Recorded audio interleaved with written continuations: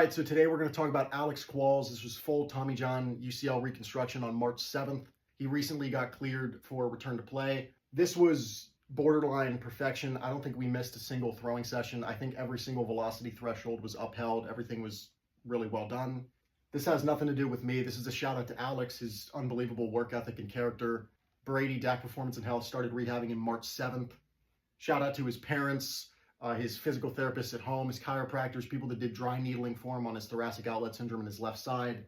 It's an unbelievable effort, and it just goes to show you, when people work together and they communicate, things can get done, especially for something like this.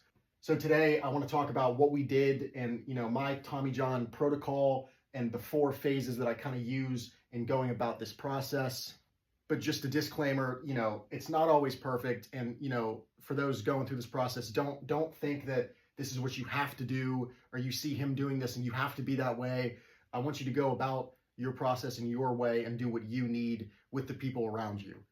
All right, phase 1 is going to be arm path cleanup. This is typically weeks 0 to 5, 0 to 4. The entire point of this is that we need this to be pain-free. It has to be pain-free. If there is any sort of pain, it needs to stop immediately. I'm okay with discomfort. I'm okay with a weird alien feeling. But if it's pain, then rehab was not preparing you to throw and you need to rehab again. The whole point of this phase is I do not care about your lower half. I don't care about your separation. I don't care where the ball's going. All I care about is the arm path compact? Is it clean? And is it actually providing stress to the elbow and the shoulder to accept that stress? You can't avoid it. You have to get into layback and you have to use the elbow and the shoulder.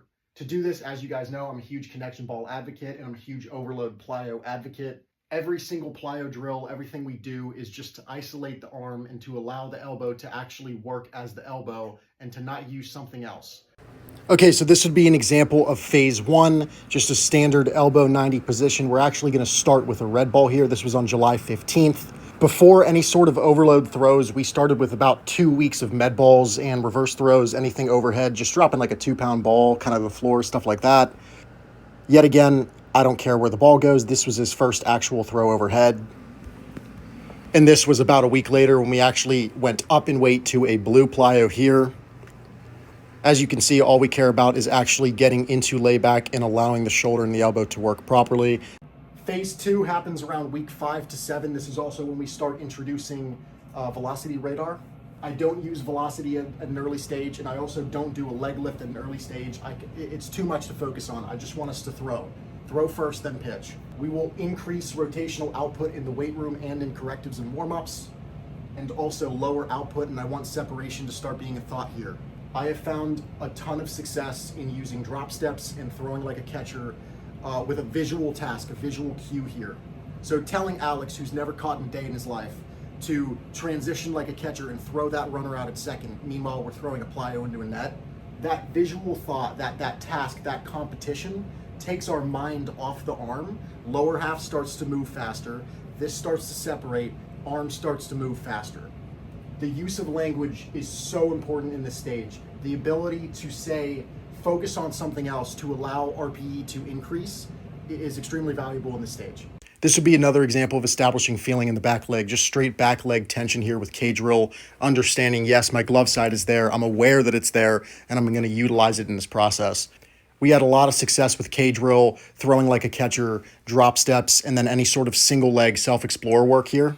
Phase 3, hybrid phase, is the most important. This would be weeks 7 through 12 to 16, depending on when we're ready for the slope. This is entirely dictated by what the athlete wants and what the athlete works really well with. Is he good at flat ground work? Does he want constraint work? If somebody comments that that's a buzzword, I'm going to lose my mind. I understand everything's a constraint. If I put him in kneeling position, we're going to work in the arm path because it's isolated. I get it. And lastly, long toss work. Those are the 3 ways that I would train velocity in this phase. This is vital with the radar. I want to hear numbers. I want to hear immediate velocity feedback on video. If you have a pulse strap, I want to see it. Arm care, whoop strap, I don't care. I want to see numbers. I want you to give me feedback constantly in this phase to understand if we need to deload or not. Alex was perfect in this process. We didn't deload once. We didn't miss a single throwing session because he communicated at such a good pace. I do not believe in telling an athlete long toss, do pull downs, do this. I actually ask them and I want to see what they want In this case, Alex was extremely successful in flat ground work, and then also we did half kneeling contralateral throws, roll-ins, drop steps, KBO drill, and then we continued with throwing like a catcher, and we radared those in this process. Shuffles were there towards the end, but then we just got on the mound anyways. Lastly, there's the pen and the live split. It kind of depends. You could put them on a mound week 12 or week 16. I believe we were week 15. The biggest thing with this split is I have delayed off speed through this entire process. A lot of guys start throwing off speed around week 4 to 6 at like 20% and 10. I don't believe in that. I believe in getting the fastball back to 85 to 90% of what your velocity was, then start throwing off speed. I actually do not believe in the loss of feel or forgetting how to pitch. I don't believe that. I think we're conditioned to do that for the last 15 years of playing.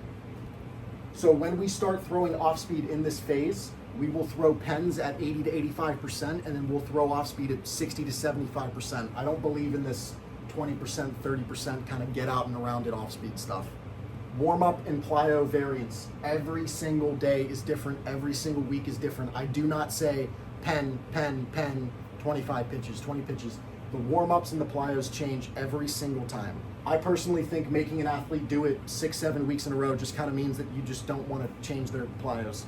When we first get on the mound, we get on the mound at about 80%. This is after we have built to 90% in this phase. 90% velocity here, add the slope, back down to 80%, then we continue and build to 100%. Clips from his first bullpen here on November 18th.